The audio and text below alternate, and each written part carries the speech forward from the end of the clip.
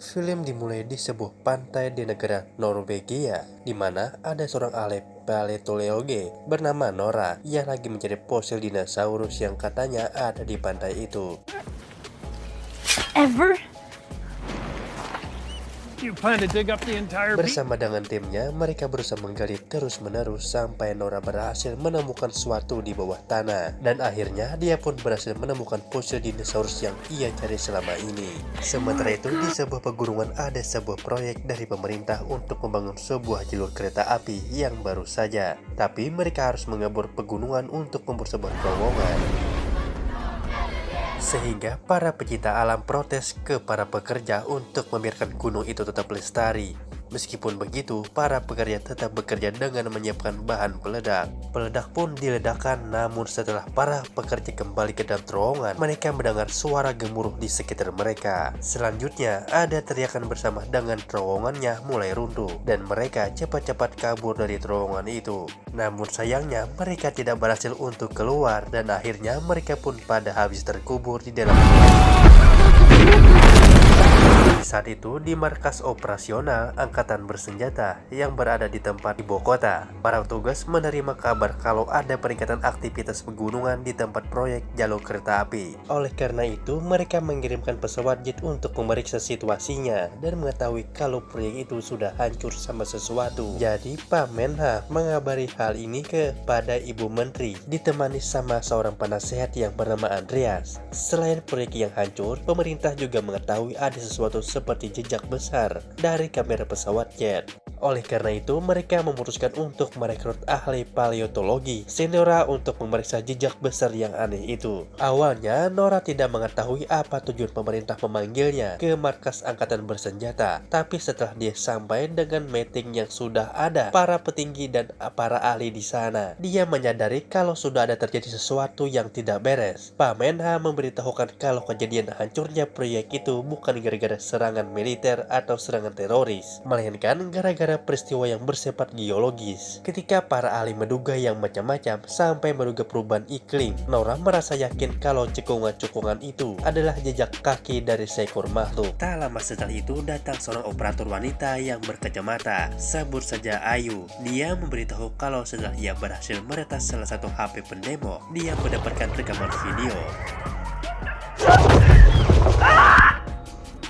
Tak lama setelah itu, dari rekaman itu, Nora menyadari ada sesuatu yang menarik perhatiannya, yang ternyata ada suara teriakan dari seekor makhluk, dan sosok makhluk yang mempunyai tubuh raksasa. Setelah itu, Nora diajak sama Andreas untuk menyelidiki langsung jejak kaki itu, dan di tengah perjalanan mereka melihat sebuah rumah yang hancur gara-gara si makhluk raksasa itu.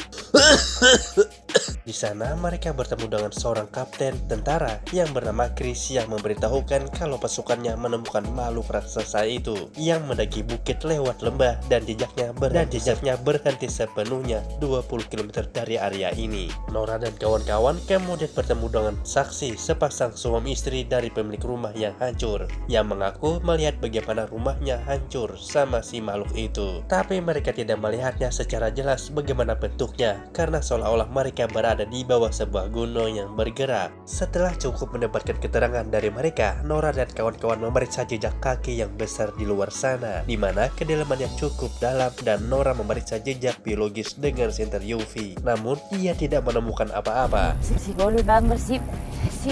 Karena itu, ia pergi ke rumah ayahnya di tengah pegunungan untuk meminta bantuan.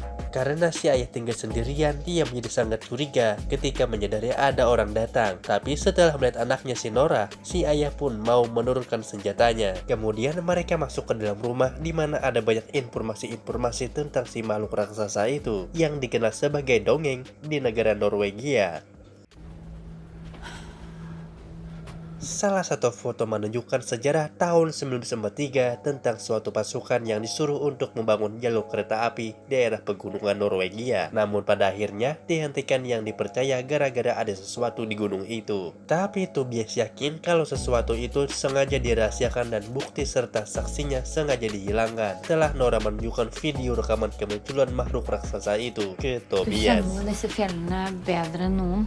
Dia menduga kuat kalau makhluk raksasa itu adalah troll yang sudah ada 1000 tahun yang lalu di Norwegia. Namun Nora mengaku sudah benci jika ayahnya suka menyangkut pautkan dengan tahayul, dongeng atau fantasi. Suaraku habis anjing. Dan dia berkeinginan mau membantu Nora dan kawan-kawan untuk menyelidiki jejak kaki itu. Jadi mereka pun kembali ke area jejak kaki yang terakhir. Mereka kemudian turun ke area itu di mana Tobias memeriksa kondisi di sekitar jejak kaki dan membuat Nora menjadi penasaran dengan apa yang ditemukannya. Namun Tobias beberapa saat kemudian mereka menjadi berdebat dan sampai-sampai membawa dinosaurus yang dianggap Tobias kalau dinosaurus itu adalah makhluk fantasi. Tidak lama setelah itu, cuaca berubah menjadi gelap secara tiba-tiba dan ada sebuah mata yang terbuka dari belakang Nora. Yang ternyata itu adalah troll yang terbangun dari tidurnya. Jadi Nora dan Tobias pun cepat-cepat kabur kembali ke helikopter. Dan akhirnya mereka pun bisa melihat dengan mata kepala mereka sendiri kalau troll itu memang beneran ada. Oleh karena itu Kapten Chris langsung mengabari hal ini ke markas, di mana semua petinggi pada terkejut melihat troll yang raksasa itu. Membuat Tobias merasa senang, tapi dia disuruh untuk jangan menyebut makhluk raksasa itu dengan sebutan troll ke para petinggi. Pada akhirnya dia menyebut troll juga yang membuat para petinggi menjadi bingung. Tobias pun selalu menyalahkan pemerintah yang sudah membangun rel kereta api dengan melewati pegunungan. Karena itu sama saja dengan mereka mengejek alam yang membuat salah satu petinggi menjadi kesal sama Tobias. Dan akhirnya ia pun diusir. Statsminister. Nora kemudian meminta waktu untuk mempelajari troll. Namun Ibu Perdana Menteri merasa risikonya terlalu tinggi dan angkatan bersenjata akan mengambil tindakan untuk mengatasi masalah troll. Alhasil, Nora merasa tugasnya sudah selesai untuk meneliti troll.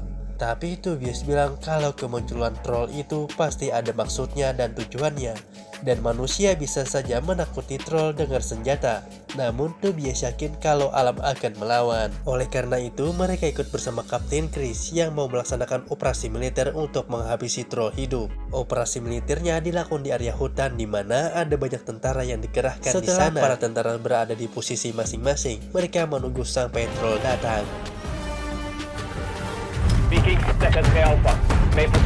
Tapi beberapa waktu kemudian troll belum datang ke arah mereka, yang membuat beberapa tentara sampai mengantuk menunggunya.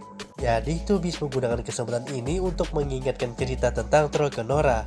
Kalau dulunya troll itu ada banyak dalam kawanan besar seperti keluarga. Tidak lama setelah itu akhirnya troll itu muncul juga. Karena itu Kapten Chris menunggu perintah untuk menembak. Dan setelah dikasih izin sama Pak Menhan, mulailah para tentara menyerang troll dengan dua tembakan roket. Tapi ternyata troll mempunyai kemampuan untuk bisa menyembuhkan lukanya sendiri.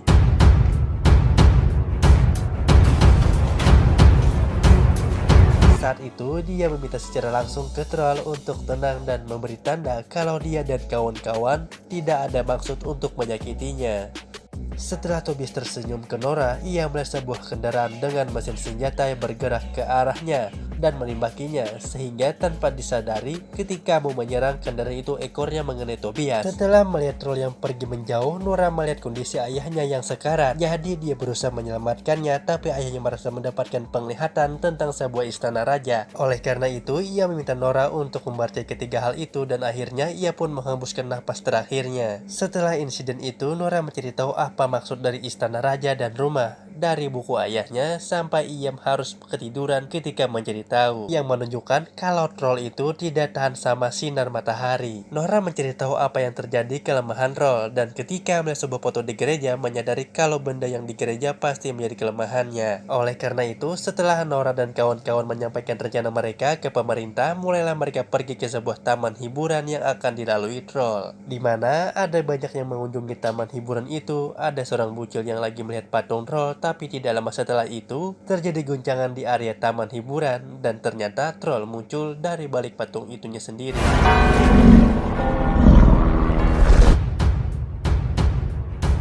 Di saat itu, pasukan tentara sudah membawa benda kelemahannya dari gereja yang ternyata benda itu adalah lonceng besar yang membuat kuping Troll menjadi sakit mendengarnya. Hingga rencana Nora dan kawan-kawan menjadi berhasil, namun Troll tidak membiarkan hal ini terjadi. Dan mulailah ia menyerang balik ke beberapa helikopter dan satu helikopter yang kena mental jatuh ke arah si bocil di bawah. Untungnya helikopter itu ditangkap sama Troll sehingga si bocil itu terselamatkan dan akhirnya Troll pun pergi menjauh. Kabar ini menjadi breaking news di seluruh dunia, terutama media Jepang yang melihat Troll itu adalah Godzilla-nya Norwegia. Setelah Nora dan kawan-kawan kembali ke markas, Nora berdiskusi dengan Ibu Perdana Menteri tentang rencana selanjutnya. Namun Nora mau menyelidiki lebih lanjut tentang Troll untuk menghentikannya. Sementara Ibu Perdana Menteri menghentikan paksa dengan kekuatan militer yang lebih kuat lagi. Tapi pada akhirnya Ibu Perdana Menteri lebih memilih untuk menghentikannya dengan kekuatan militer.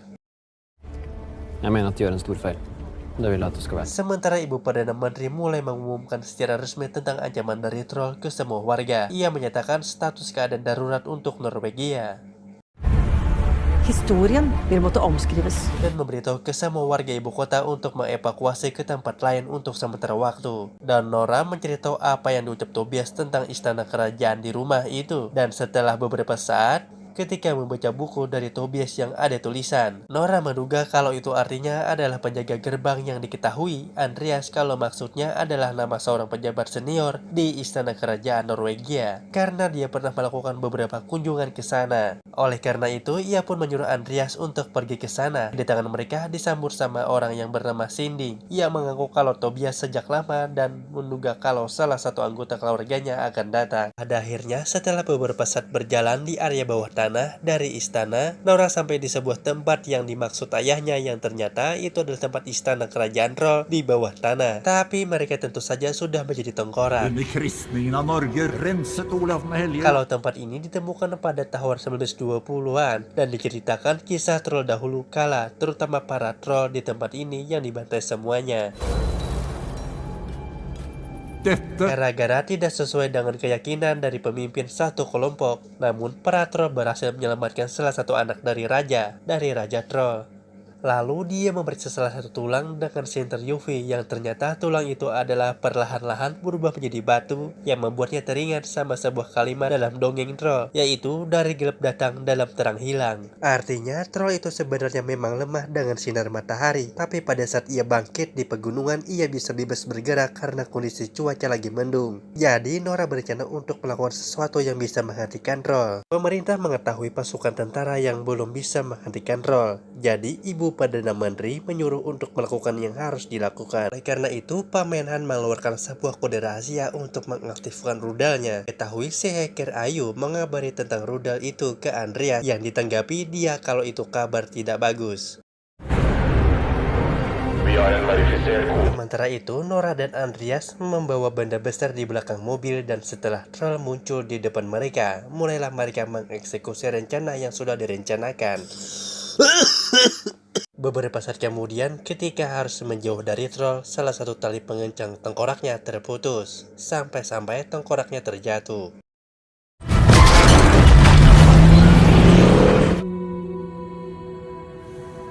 Setelah tidak sengaja menjatuhkan tengkoraknya, Troll pun menjadi sedih dengan meraung. Pada akhirnya, dia kembali menjadi marah ke arah Nora dan seakan-akan Troll tidak menerima kenyataan yang harus ia hadapi. Singkat cerita, sebelum Nora diinjak ada suara sirena serta lampu yang mengaktifkan Troll yang ternyata ia sudah dikelilingi sama banyak mobil. Det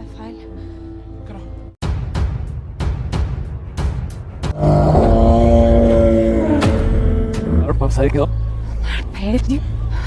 Namun beberapa saat Nora mematikan semua lampu dan menyuruh Troll untuk pergi kembali ke pegunungan karena ia berpikir itulah tempat teraman bagi Troll. Namun sebelum dia bisa melakukannya, ternyata sudah saatnya untuk matahari muncul di pagi hari ini sehingga seluruh tubuh Troll perlahan-lahan menjadi batu.